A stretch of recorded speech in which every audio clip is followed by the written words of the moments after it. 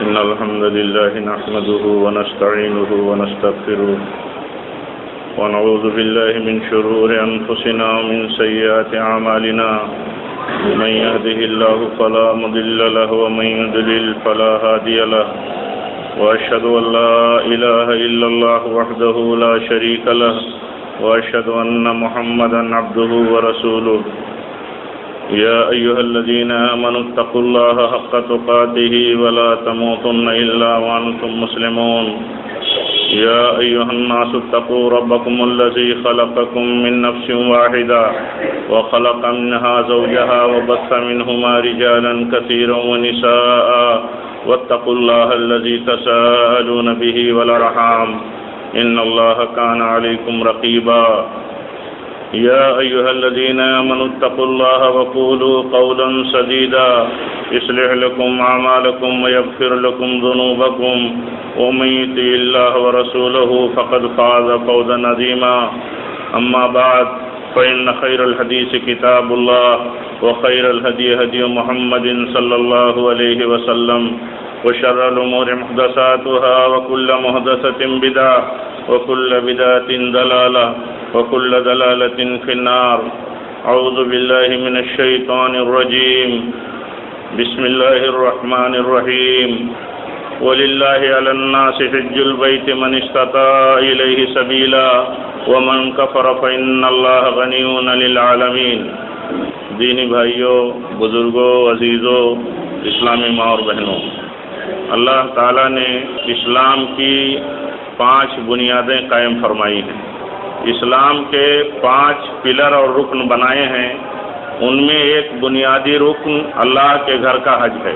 آپ جانتے ہیں رکن اور پلر کس کو کہتے ہیں؟ پلر اور رکن کہتے ہیں جن پر کسی عمارت کی تعمیر ہو اور جس پر کسی عمارت کی بقا اور اس کا قائم رہنا نربھر ہو، ڈیپینڈ ہو۔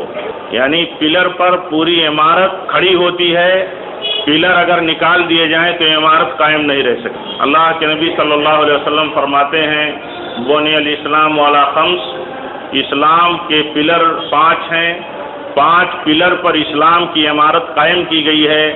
آپ نے فرمایا کہ اس میں ایک اللہ کے گھر کا حج ہے، جس کے پاس اس کی استطاعت ہو، جس کے پاس طاقت ہو، کیپیسٹی ہو، یعنی مالی طاقت ہو، جسمانی طاقت ہو، امن ہو راستے کا، یعنی مالی طاقت ہو کہ خرچ برداشت کر سکے، جسمانی طاقت ہو کہ سفر میں اس کا جسم ساتھ دے سکے، کسی قسم کی مشکلات نہ ہو، سفر پر خطر نہ ہو، خطروں میں گرا نہ ہو، خوف و خطرے کے حالات میں حج فرض نہیں رہ جاتا۔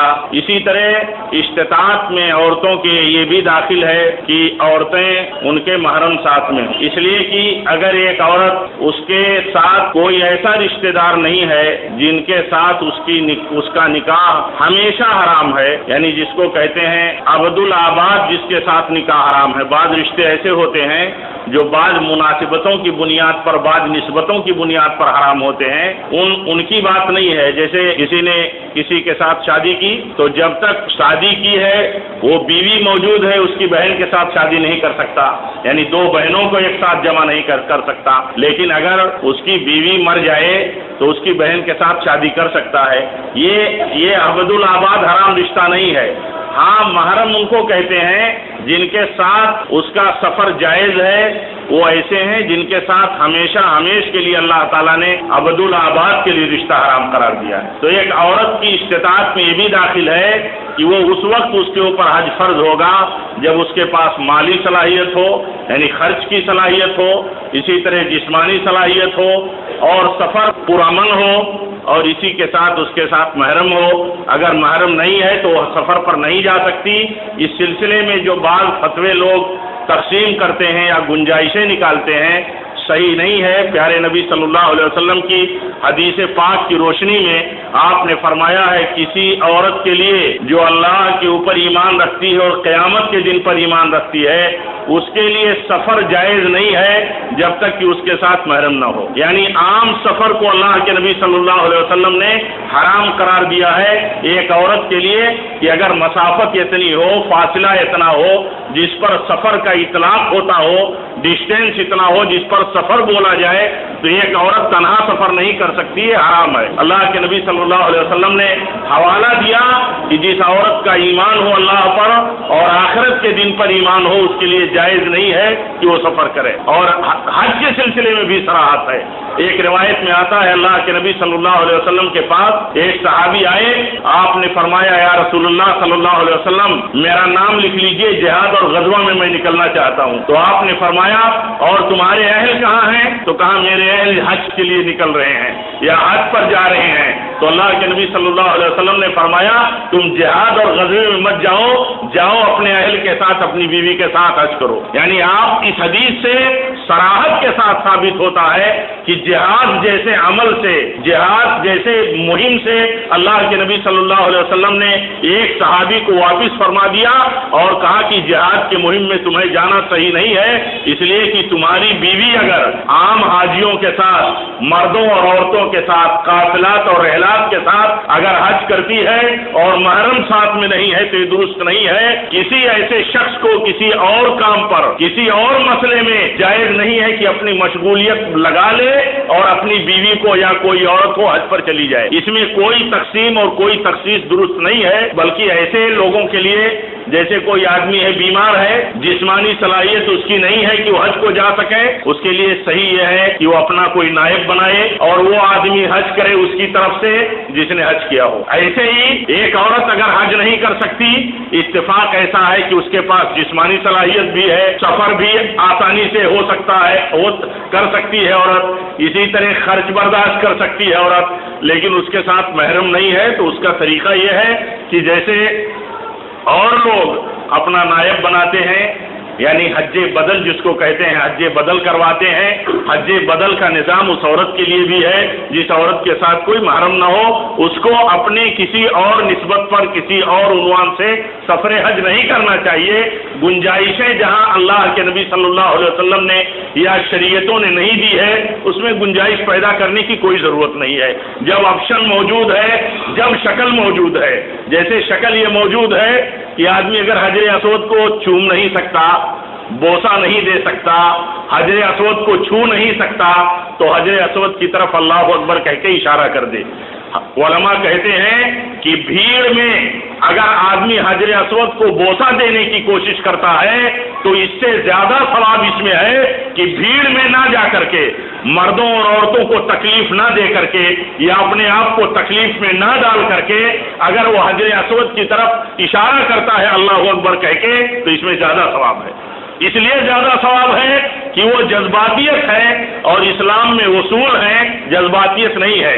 یہ بھی جذباتیت ہے کہ ایک عورت کے پاس اگر پیسے ہوں، خرچے ہوں اور وہ حج کرنے کی استطاعت رکھتی ہو، ساتھ ہو، سپاٹ ہو اور اسی طرح قافلے رحلات ہو، اس کا جذبہ ہو کہ حج کو جانا چاہتی ہے، لیکن نص موجود ہے، اللہ کے نبی نے منع فرمایا ہے، ایسی عورت کو حج بدل کا انتظام کرنا چاہیے.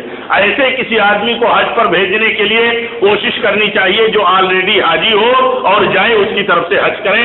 یہ اس کے لیے ثواب کا کام ہے، اور اگر یہ حج قبول بھی ہو تو یہ ایک حرام عمل کے ساتھ قبول ہوگا اور جس کی بنیاد پر وہ گنہگار ہوگی، اور صحیح قول کی بنیاد پر یہ درست نہیں ہے.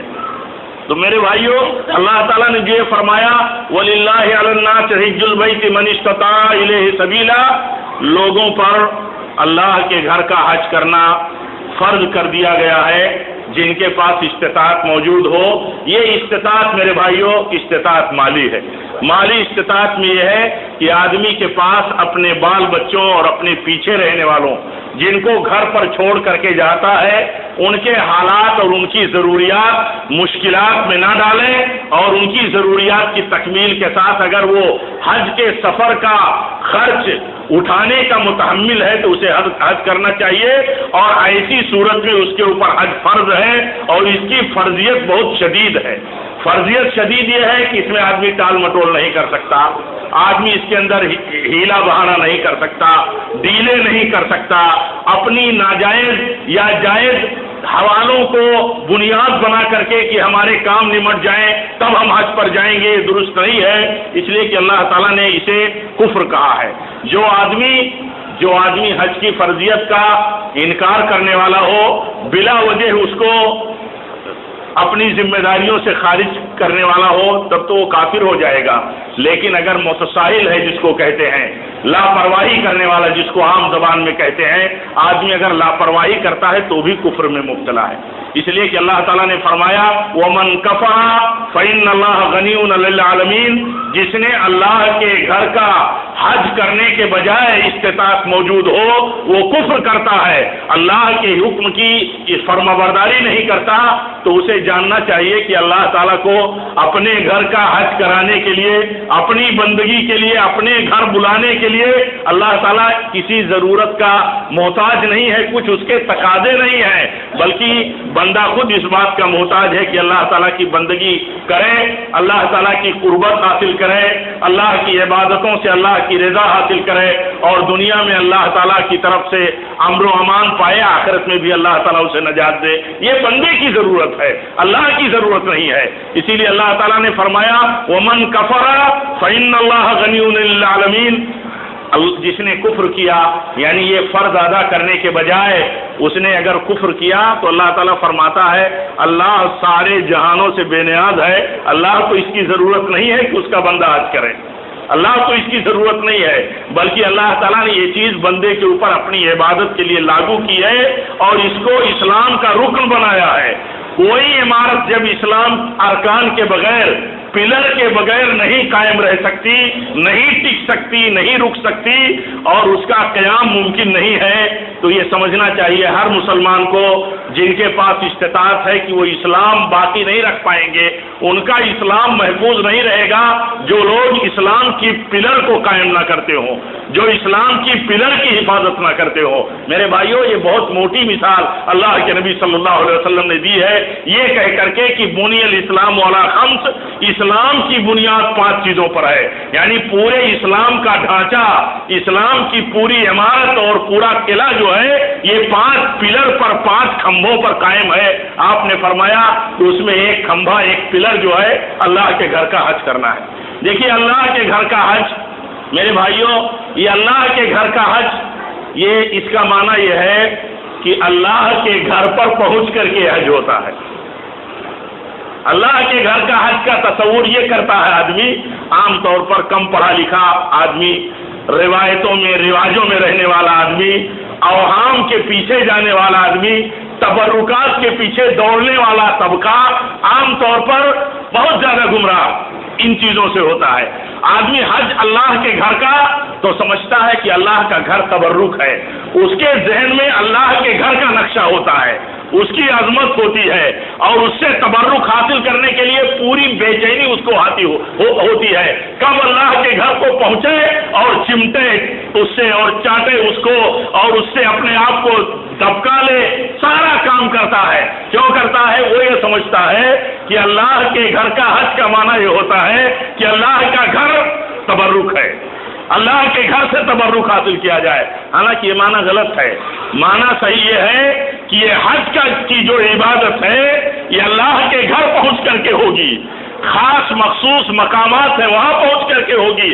ان مقامات کو تبرک کے طور پر استعمال کرنا یا ان مقامات سے تبرک کے لیے کچھ چیزیں حاصل کرنا یہ غلط ہے۔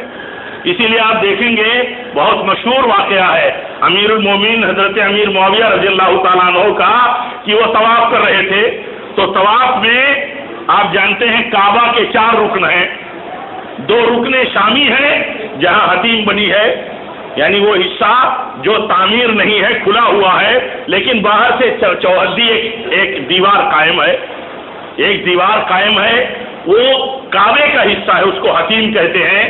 وہ ہوا ایسا تھا، آپ نے بارہا سنا ہوگا یاد دہانی کے لیے، کہ نبی صلی اللہ علیہ وسلم سے کی نبوت سے پہلے ایک بار کعبہ گر گیا، تو کعبہ کی تعمیر کے لیے جب اہل مکہ نے عزم کیا نئے سرے سے کعبہ بنانے کے لیے، تو ان کے پاس جو فنڈ جمع ہوا وہ فنڈ ناکافی تھا پورا کعبہ بنانے کے لیے، یعنی اتنا فنڈ جو جمع ہوا، ان کا اعلان تھا کہ اللہ کا گھر ہے، اس میں حرام پیسہ کوئی چندے کا نہ دے۔ تو جو پیسہ جمع ہوا چندے کا، اس سے پورا کعبہ نہیں بنا سکتے تھے۔ تو انہوں نے مشورہ کیا کہ اگر ہم نے شروع کیا کعبہ کی تعمیر ابراہیم علیہ السلام کی بنیادوں پر، تو ہم پورا کعبہ اسی طرح نہیں بنا سکتے، ان پوری بنیادوں پر، پوری جگہ پر جس پر حضرت ابراہیم اور اسماعیل علیہ السلام نے بنائی تھی، پیسہ کم ہو جائے گا، کعبہ کی عمارت انکمپلیٹ رہ جائے گی، مکمل نہیں ہوگی۔ تو انہوں نے مشورہ کیا کہ لاؤ تھوڑا سا حصہ چھوڑ کر کے اتنا بنائیں جتنا کمپلیٹ کر دیں۔ تو جو حصہ چھوٹ گیا اس کو حتیم کہتے ہیں، وہ بھی کعبہ ہے، وہ بھی کعبہ کا حصہ ہے۔ حدیث میں آتا ہے کہ جس نے حتیم میں جا کر کے نماز پڑھی، اس نے گویا کہ کعبہ کے اندر داخل ہو کر کے نماز پڑھی، کیونکہ وہ کعبہ ہے۔ اور جس نے حج اور عمرہ کیا ہے، اللہ تعالیٰ ان کے حج و عمروں کو قبول فرمائے۔ جو عازم حج و عمرہ ہے، اللہ تعالیٰ ان کے بھی حج و عمروں کو قبول کرے اور انہیں عمر دے اور انہیں سلامتی دے۔ جو ارادے پر ہیں اللہ تعالیٰ ان کا حج و عمرہ پورا ہو جائے، ان کی عمر اور ان کی سلامتی باقی رہے۔ تو وہ جانتے ہیں جنہوں نے حج و عمرہ کیا ہے کہ طواف کعبہ کا کرنا ہے۔ آپ دیکھیں گے اسی لیے کوئی آدمی حتیم میں داخل ہونے اور نکلنے کی جگہ ہے، کوئی آدمی طواف کرتے ہوئے اگر خالی بھی پائے تو حتیم میں گھس کر کے نہیں آگے نکل جاتا، کیوں؟ وہ کعبہ کا حصہ ہے، اسے حتیم لے کر کے طواف کرنا ہے۔ اگر وہ حتیم لے کر کے طواف نہیں کرے گا تو انکمپلیٹ ہو جائے گا اس کا طواف۔ کعبہ کا طواف کرنا یعنی اللہ کے گھر کا، اور اللہ کے گھر کے طواف کا معنی یہ ہے کہ اللہ کا گھر حتیم لے کر کے، حتیم شامل ہے اللہ کے گھر میں۔ تو میں عرض یہ کر رہا تھا کہ دیکھیے اللہ کا بندہ جو اللہ کے گھر کا طواف اور اللہ کے گھر کا حج کرتا ہے، اس کا معنی کیا ہے؟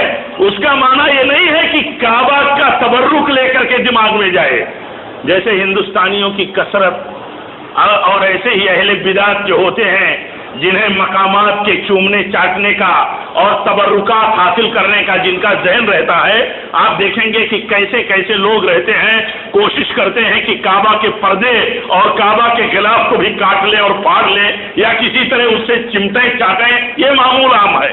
یہ معمول اس لیے ہے کہ اسلام کی ایک جگہ پر عبادت کا جو تصور ہے وہ خالص نہیں ہے۔ یہ بیت اللہ جو ہے یہ طواف کی جگہ ہے۔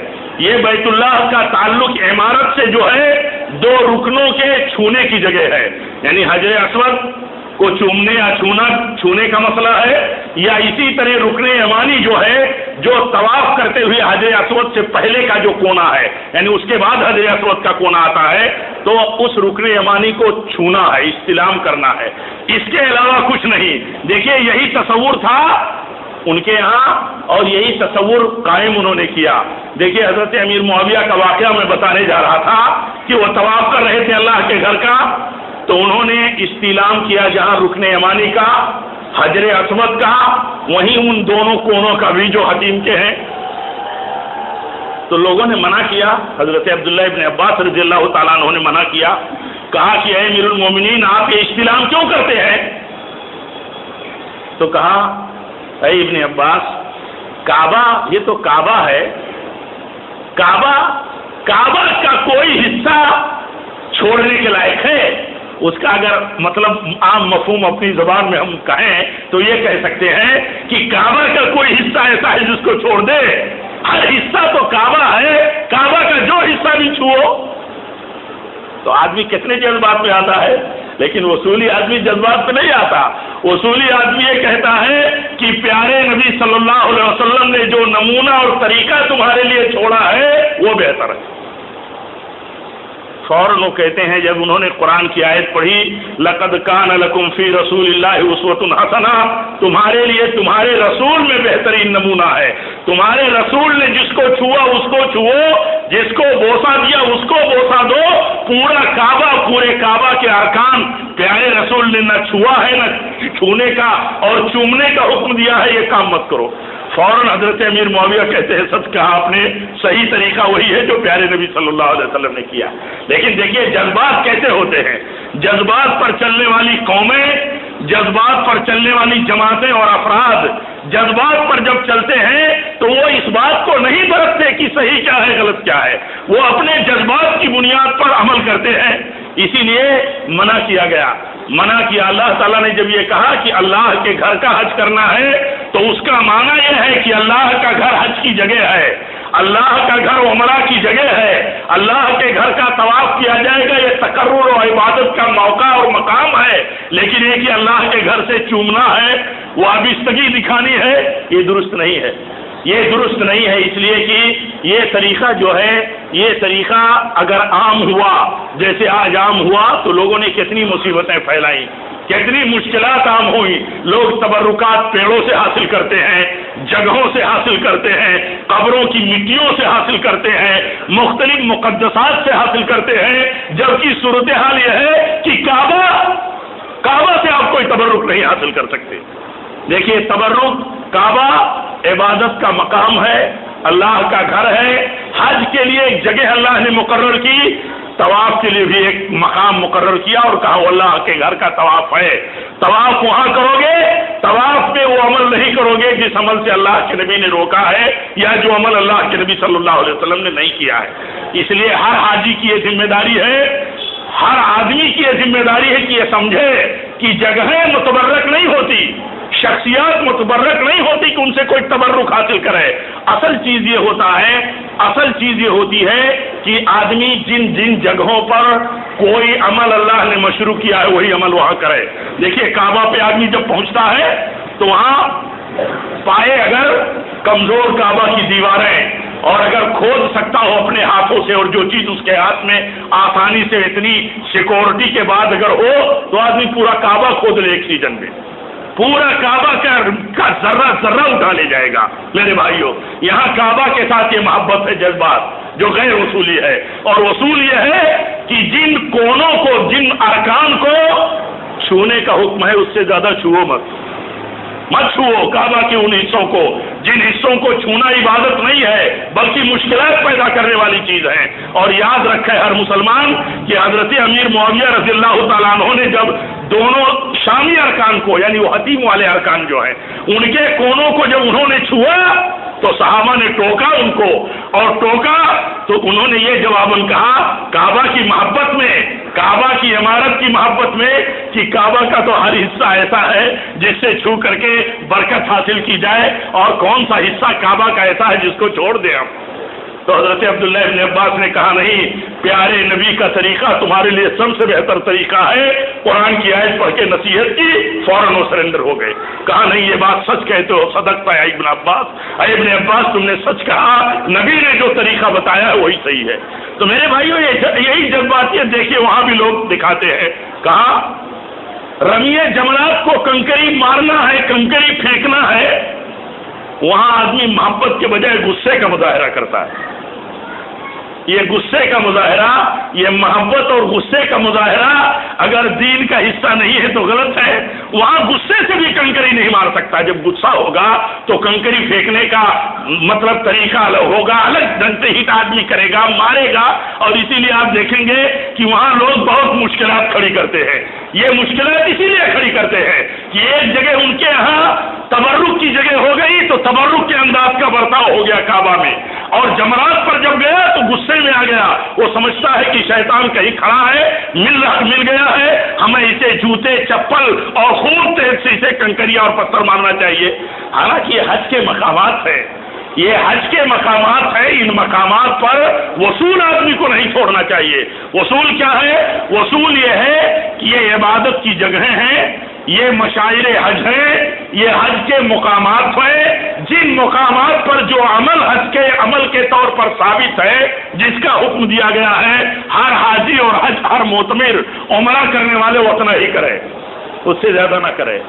اس سے زیادہ اگر کرتا ہے تو عبادت میں وہی مسئلہ ہوا کہ تمام عبادتوں میں بندہ پابند ہے پیارے نبی صلی اللہ علیہ وسلم کی طریقے کی پیروی کا، یہاں وہ طریقہ چھوڑ دے، طریقہ نہیں چھوڑنا چاہیے۔ تو بات میں یہ کہہ رہا تھا، عرض یہ کر رہا تھا کہ جو اللہ تعالیٰ نے یہ فرمایا وَلِلَّهِ عَلَى النَّاسِ حِجُّ الْبَيْتِ، لوگوں پر اللہ کے لیے اللہ کی بندگی کرتے ہوئے اللہ کی عبادت کے لیے اس کے گھر کا حج کرنا ہے۔ تو اللہ کے گھر کا حج کرنے کا معنی یہ ہے کہ وہ حج کی جگہ ہے، حج کا مقام ہے۔ جو حج حج کے مقامات ہیں وہ حج کے رکن ادائیگی کرنے کی جگہیں ہیں، حج کے مقامات مقدس ضرور ہیں، ان کا تقدس یہ ہے کہ وہاں یہ عمل ہوتا ہے، عبادت کا اتنا بڑا فریضہ انجام دیا جاتا ہے جو عبادت رکن ہے اسلام میں، لیکن وہ جگہیں اس اعتبار سے متبرک کہ آدمی اس سے تبرک حاصل کرے، ان کی مٹیاں کنکریں اور ان کے کنکر پتھر جمع کرے اور وہاں سے یہ ساری چیزیں تبرک کے طور پر جمع کر کے دنیا کے ان حصوں میں لے جائے جہاں کا رہنے والا، اور اس کے بعد اسے بانٹے اور عام کرے، یہ غلط ہے، یہ غلط ہے۔ اور اس کے غلط ہونے کی دلیل یہی ہے کہ پیارے نبی صلی اللہ علیہ وسلم نے ان چیزوں کو اسی طرح سمجھایا ہے۔ دیکھیے حضرت امیر المومنین عمر بن خطاب رضی اللہ تعالیٰ عنہ نے جو بات کہی تھی وہ دنیا کے وہم و گمان اور باطل تصورات اور جو تقدس کا ایک ذہن آدمی بنا کے رکھتا ہے اس کی تردید کے لیے کافی ہے۔ جو انہوں نے کہا تھا حجر اسود کو بوسہ دیتے ہوئے، حجر اسود کو بوسہ دیتے ہوئے جو کہا تھا، کہا بوسہ بھی تمہیں میں نہیں دیتا، تو پتھر ہی ہے، جنت کا پتھر ہے، لیکن جنت کا پتھر ہے، بوسہ دینا سنت ہے، سب بوسہ دینا ہے۔ حضرت عمر بن خطاب نے کہا ہے حجر اسود انک حجر، تو پتھر ہے، انک لحجر، تو پتھر ہی ہے، پتھر سے زیادہ تیری کوئی قیمت نہیں ہے۔ یہ بوسہ جو میں دے رہا ہوں اس لیے کہ میں نے اپنی آنکھوں سے دیکھا ہے نبی صلی اللہ علیہ وسلم کو بوسہ دیتے ہوئے۔ یہ حوالہ میرے بھائیوں اتباع سنت میں جو ہے وہ یہ حوالہ اس لیے بھی ہے کہ کوئی تبرک لینے کا جو ذہن ہے وہ ذہن کی تردید ہے۔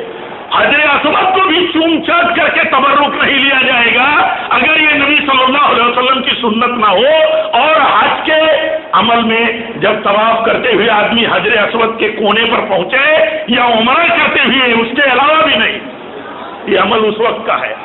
اس لیے میرے بھائیوں یہ ذہن بنانا چاہیے، یہ سمجھنا چاہیے، اور ہر مسلمان کو یہ جاننا چاہیے کہ پیارے نبی صلی اللہ علیہ وسلم کی سنت کے خلاف جو عمل ہے وہ مردود اور باطل ہے۔ ہر مسلمان کو یہ جاننا چاہیے جو عمل وہ کرتا ہے آیا وہ سنت کے مطابق ہے کہ نہیں، اگر سنت کے خلاف ہے تو باطل ہے۔ اسی لیے علماء نے لکھا ہے کہ ہر حاجی کو، چاہے حاجی ہو مرد یا عورت حجین ہو، حج کے ارادے پر بیٹھے ہیں، پروگرام ان کا ہے، تو جہاں حج کی تیاریوں میں یہ ہے کہ ان کی نیت اچھی ہو، نبی کا طریقہ انہوں نے سیکھا ہو، وہیں یہ ضروری ہے کہ یہ صحیح تعلیمات اور نبی کے طریقے کے مطابق حج کرنے کے لیے انہوں نے حج کا علم حاصل کیا ہو۔ ان کی ذمہ داری ہے، جیسے وہ پیسے جمع کیے، پیسے خرچ کر رہے ہیں، ایسے اور دوسری مشکلات وہ برداشت کر رہے ہیں، ان کی یہ ذمہ داری ہے کہ حج کا طریقہ پیارے نبی صلی اللہ علیہ وسلم کے حج کے مطابق سیکھیں۔ آپ صلی اللہ علیہ وسلم نے ایک حج کیا، دیکھیے آپ نے فرمایا تھا اس موقع پر، کیا فرمایا تھا؟ خذوا عنی مناسککم، تم مجھ سے اپنے حج کا طریقہ سیکھ لو، لعلی لا حج بعد حجتی ہذہ، اللہ کے نبی فرماتے ہیں ہو سکتا ہے اس حج کے بعد میں کوئی حج نہ کر سکوں۔ بعض روایتوں میں آتا ہے ہو سکتا ہے کہ تمہاری ملاقات حج میں اس کے بعد والے سال میں نہ ہو، اس لیے آپ نے فرمایا مجھ سے حج کا طریقہ سیکھو، اور آپ نے فرمایا اسی حج کے سفر میں خطبے میں کہ جو کچھ تم نے مجھ سے سیکھا ہے بعد والوں کو منتقل کر دو، بلغوا عنی ولو آیا، یہ حج کے خطبے کا حصہ تھا۔ آپ نے فرمایا تھا مجھ سے جو کچھ سیکھے ہو اس کو منتقل کر دو، بتلاؤ دو لوگوں کو۔ تو معلوم یہ ہوا کہ حج میں نبی صلی اللہ علیہ وسلم کا طریقہ، تمام عبادتوں میں نبی صلی اللہ علیہ وسلم کا طریقہ، اور ہر مسلمان کو یہ جاننا چاہیے کہ اللہ کے نبی نے فرمایا ہے من عمل عملا لیس علیہ امرنا فہو رد، جس نے ایسا کوئی کام کیا، ایسا کوئی عمل اور ایسی کوئی عبادت کی جس کے مطابق میرا حکم نہیں ہے تو مردود اور باطل ہے۔ ہر مسلمان کو چاہے نمازی ہو، چاہے جو عبادت کرنے والا ہو، حج کے سفر پر جانے والا ہو، اس کی ذمہ داری ہے کہ وہ جان کر کے چلے کہ اگر سنت کے خلاف اس نے حج کیا تو اس کا حج باطل ہو جائے گا، اس کا حج مردود ہو جائے گا۔ سنت کا مطلب یہ ہے کہ جو نبی صلی اللہ علیہ وسلم کا طریقہ حج کا ہمارے بیچ میں صحیح طریقے سے موجود ہے۔ آج میرے بھائیوں یہ بھی بہت مشکل ہے کہ حاجیوں کے لیے حج کے جو تربیتی کیمپ لگتے ہیں، حج کے لیے جو کتابیں عام طور پر مہیا ہیں اور میسر ہیں، آج جب آدمی جانتا ہے کہ سماج میں بدعتیں عام ہیں، شرک عام ہے، مسلمان اور مسلمان جماعتیں مختلف گمراہیوں میں مبتلا ہیں اور عبادتیں ہمیں نبی کے طریقے پر کرنی ہے، تو جو نبی کے طریقے پر عبادتوں کو قبول ہونے کے لیے سمجھتا ہے، علم رکھتا ہے کہ نبی کا طریقہ لازم ہے عبادتوں کے قبول ہونے کے لیے، تو اس کی ذمہ داری ہے کہ اس مسئلے میں بھی فکر کرے۔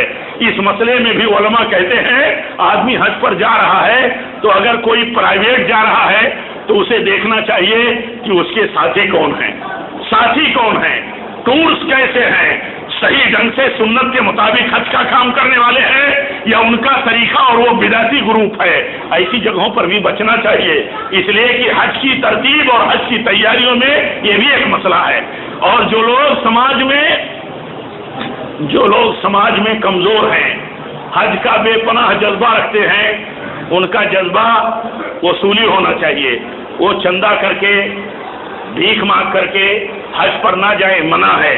اللہ کے نبی صلی اللہ علیہ وسلم کے زمانے میں کچھ لوگوں نے غربت کے باوجود حج کا سفر کر لیا۔ لوگوں نے پوچھا کہ آپ کے حالات اتنے خراب ہیں، تو کہنے لگے نحن المتوکلون، ہم توکل اللہ کے نام پر نکلے، اللہ پوری کرے گا ہماری ضرورتوں کو۔ تو اللہ تعالیٰ نے آیت نازل فرمائی وَتَزَوَّدُوا فَإِنَّ خَيْرَ الزَّادِ التَّقْوَىٰ۔ اللہ تعالیٰ نے فرمایا کہ سامان سفر حج کا اور سفر خرچ تم تیار کر لو، دنیا کے لیے ضروری ہے اور آخرت میں آدمی کے لیے تقویٰ اور ایمان ضروری ہوگا۔ آخرت میں کامیابی کے لیے دنیا میں سفر حج پر جب نکلو تو خرچ جمع کر لو۔ یہ اور بات ہے کہ آدمی کسی کو خرچ دیتا ہے، کوئی آدمی کسی غریب کو چاہتا ہے، اس کے دل میں محبت ہے کہ اس کو میں خرچ دے دوں، اس کو سفر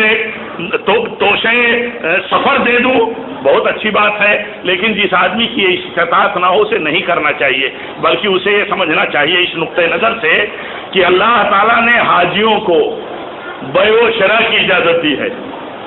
حاجیوں کو حج کے ارکان کی ادائیگی کے ساتھ ساتھ اگر آدمی وہاں کچھ خرید و فروخت کر کے اپنے حالات کو درست اور مضبوط کرنے کی کوشش کرے تو یہاں تک اجازت دی ہے۔ آپ بتائیے اس اجازت کے پیچھے اللہ کی مصلحت یہ ہے کہ اگر بندہ اپنے حالات کو مزید مضبوط کرنا چاہتا ہے، کچھ خرید فروخت کر لے، خرید لے، بیچ لے اور اس سے اپنے حالات کو مزید درست کر لے۔ اگر اس کو تقاضے ہیں، حج میں وہاں ہے، مکہ میں ہے، مقامات مقدسہ میں ہے، ان کے موقعوں پر جو چیزیں ضروری ہیں ان کی ادائیگی کے ساتھ چاہے تو کر لے۔ اور میرے بھائیوں دیکھیے، حج جو ہے، حج کا ایک دلی لگاؤ ہونا چاہیے۔ حج سے لگاؤ جس آدمی کے پاس مال نہیں ہے، دیکھا یہ جاتا ہے کہ ان کے دلوں میں جذبے بہت ہیں، اور جن کے پاس مال ہے ان کے سامنے مسائل بہت ہیں، وہ اپنے مسائل کو حل کر کے حج کے سفر پر جانا چاہتے ہیں۔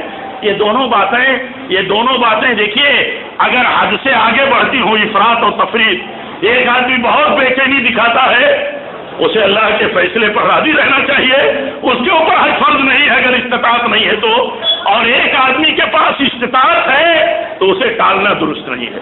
آپ نے سنا ہے امیر المومنین حضرت عمر بن خطاب نے اپنے گورنروں کو آرڈر دیا تھا کہ دیکھو تمہارے علاقوں میں جو مسلمان حج کی استطاعت رکھتے ہیں اور اب تک حج نہیں کیا ہے انہوں نے، وہ تو ایسے ہیں کہ ان پر ٹیکس لگا دو، ٹیکس جو غیر مسلموں پر جزیہ اور ٹیکس لگتا ہے یہ ٹیکس لگاؤ۔ یعنی اس سے اندازہ کیا جا سکتا ہے کہ اللہ تعالیٰ نے جو یہ فرمایا کہ کفر نہ کرو، حج کی استطاعت ہوتے ہوئے اللہ تعالیٰ کے حکم کو مانو، تو حضرت امیر المومنین نے یہ سمجھا اس سے کہ میرے پاس اللہ تعالیٰ نے طاقت دی ہے، حکومت دی ہے، قوت دی ہے، تو میں ان کو پابند کیوں نہ کروں۔ جو لوگ استطاعت رکھتے ہیں اور حج نہیں کرتے تو انہوں نے اپنا پاور استعمال کیا۔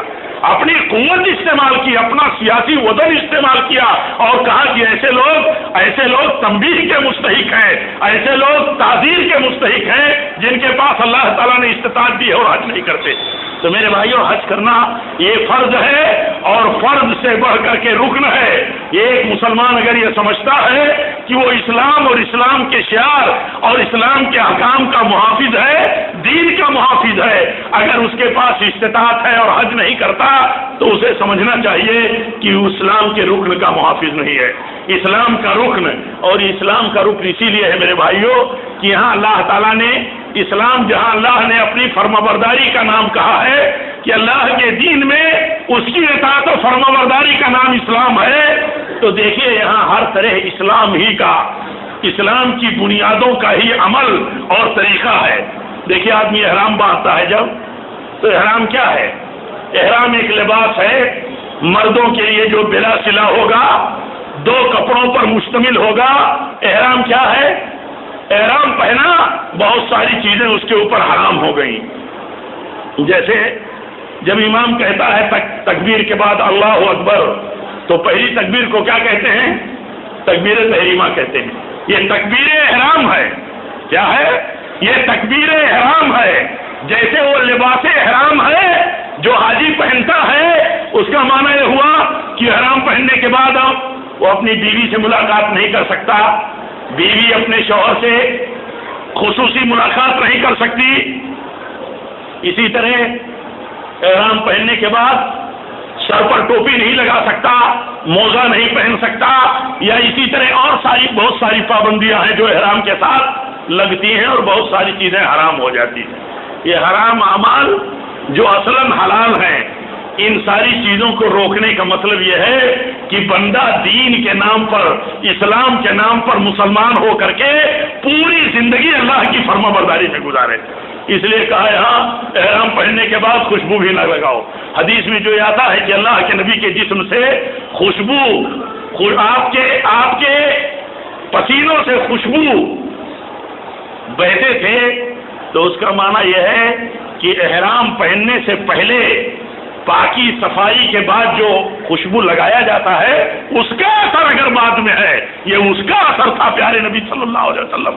اور آپ کی ذات پاک کے ساتھ یہ خصوصیت بھی تھی کہ آپ کے پسینے آپ کے خوشبو اور آپ کے تبرک کے طور پر بے حد مہکدار تھے اور معطر تھے، لیکن یہ کہ اللہ کے نبی نے منع کیا، حرام ہے، بلکہ حرام ہے، آدمی خوشبو بھی نہیں لگا سکتا۔ اسی طرح میرے بھائیوں، جس طرح اللہ اکبر کہہ کر کے آدمی نماز میں داخل ہوتا ہے تو بات نہیں کر سکتا، کیا بات کرنا حرام ہے؟ حالت نماز میں حرام ہے، اللہ اکبر نے حرام کہہ دیا۔ اللہ کے نبی فرماتے ہیں تحلیل حد تکبیر و تحلیل حد تسلیم، تحریم حد تکبیر و تحلیل حد تسلیم۔ السلام علیکم کہہ کر کے آدمی حلال ہو جاتا ہے، اور اللہ اکبر کہہ کر کے آدمی کے اوپر بہت ساری چیزیں پابندیاں ہو جاتی ہیں اور بہت سی چیزیں حرام ہو جاتی ہیں۔ تو یہ احرام کا لباس جو ہے حقیقت میں بہت ساری چیزوں کو حرام کر دینے والا لباس ہے۔ اس لیے احرام پہننے کے بعد جتنی چیزیں پابندی کی ہیں پابندی کرنی چاہیے، اور خاص طور پر جب حج میں بندہ ہو، حج میں اللہ تعالیٰ کی کوئی بندی ہو، تو اس کا تصور یہ ہو کہ ایسے ہی عمل کرے گا جیسے عمل اللہ اور اس کے رسول نے چاہا ہے، اپنی عقل سے مصلحتیں نہ نکالے۔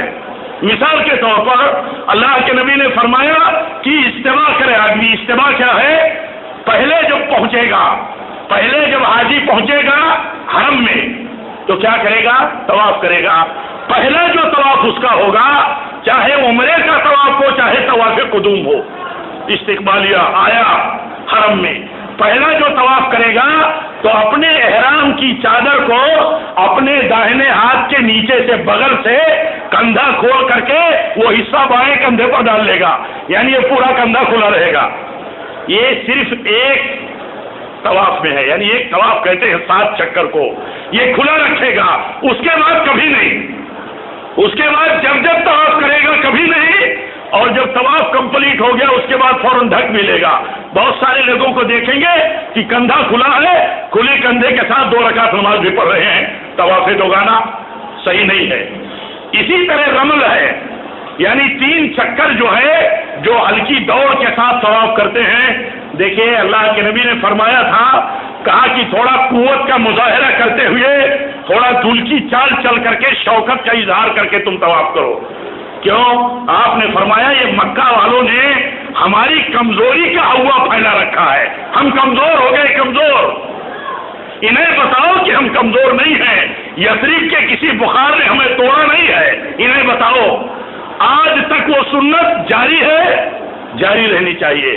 اس میں ایک مصلحت اور ہے میرے بھائیوں, اس واقعے میں ایک سبق ہمارے اور آپ کے لیے اور ہے. وہ کیا ہے؟ اللہ کے نبی نے کہا رمل کرو 3 بار, بتاؤ اللہ کے دشمنوں کو کہ ہم کمزور نہیں ہیں. ایک نصیحت ہے ہم سارے مسلمانوں کے لیے, سارے اہل توحید کے لیے, سارے حق پسندوں کے لیے, کہ یہ اصول ہے زندگی کے تمام شعبوں میں کہ تم یہ سوچتے رہو, ہمیشہ ایسا عمل کرتے رہو جس سے تمہارے دشمن تمہیں کمزور نہ سمجھے. میرے بھائیوں ایسا عمل مت کرو جس سے تمہارے دشمنوں کو تمہاری کمزوری ثابت ہو اور تمہاری کمزوری ان کے ہاں مسلم ہو جائے. علماء نے لکھا ہے, ماہرین نے اس واقعے سے, کہ ایک بہت بڑا سبق ہے اس میں کہ مسلمان پوری زندگی کبھی ایسا کام نہ کرے کہ جس سے اس کے دشمن کو اس کی کمزوری کا میسج جاتا ہو. آپ نے دیکھے آج تک, آج وہاں جب دوڑ لگاتے ہیں شوکت سے, تو کون مکہ کا کافر ہے جو دیکھتا اور سمجھتا ہے کہ یہ تو بڑے طاقتور ہے.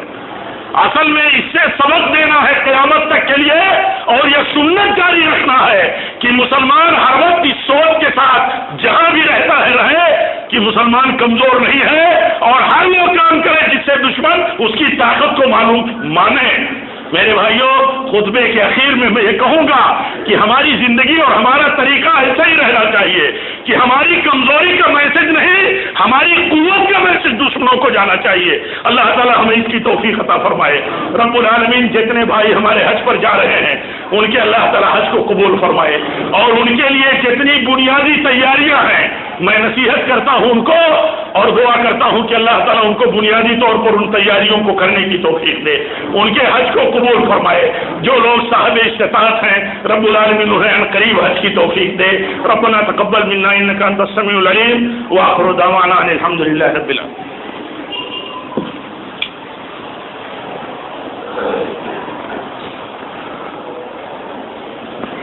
الحمد للہ رب العالمین والصلاة والسلام علی رسولہ النبی الکریم. اللهم صل على محمد وعلى ال محمد كما صليت على ابراهيم وعلى ال ابراهيم انك حميد مجيد. اللهم بارك على محمد وعلى ال محمد كما باركت على ابراهيم وعلى ال ابراهيم انك حميد مجيد. عباد الله رحمكم الله, اقول قولي هذا واستغفر الله لي ولكم ولسائر المسلمين واخر دعوانا الحمد لله رب العالمين.